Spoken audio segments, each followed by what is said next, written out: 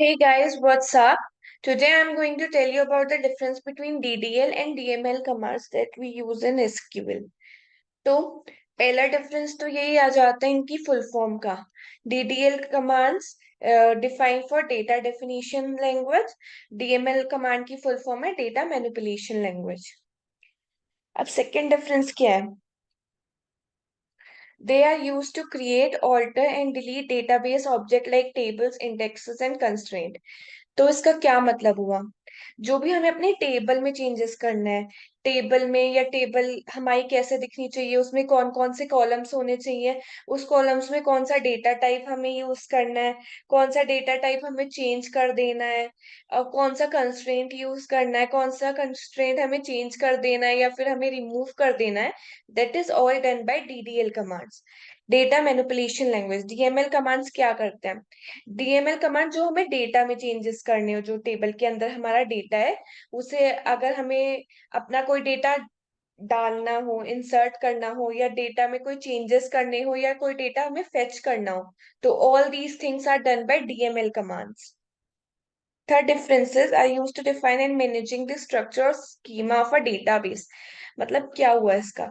जो हमारे DDL commands हैं, हमारे जो भी चेंजेस हमें अपने टेबल में करने हैं, जो भी हमें टेबल में चेंजेस करते हैं, that is done by DDL commands. मतलब schema of a database, schema of a database is like जो भी चेंजेस हम अपने टेबल में करते हैं इस डीडीएल कमांड। ध्यान से सुनना।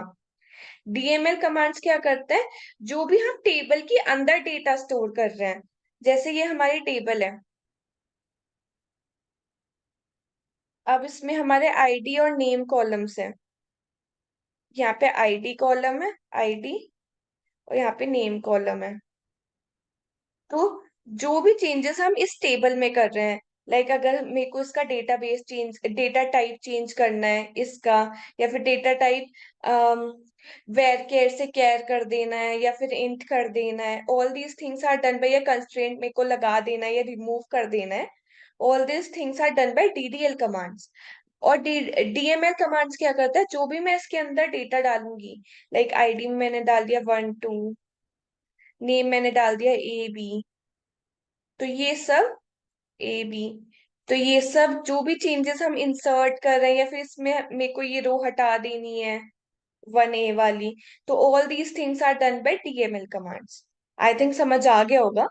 DDL commands can't be further classified. इसके हम और क्लासिफिकेशंस नहीं कर सकते डीडीएल कमांड्स के। DML commands can be classified, it can be classified into two type, procedural and non procedural. तो डीएमएल डीडीएल कमांड्स हम क्लासिफाई नहीं कर सकते, डीएमएल कमांड्स हम दो वे में क्लासिफाई कर सकते हैं, procedural and non procedural. DDL commands में जो भी चीजें हमने की, they can't be roll back, मतलब वो वापस हमारी पुरानी जैसी नहीं हो सकती। वेयर एज डीएमएल कमांड्स में जो भी हम चेंजेस करते हैं they can be roll back.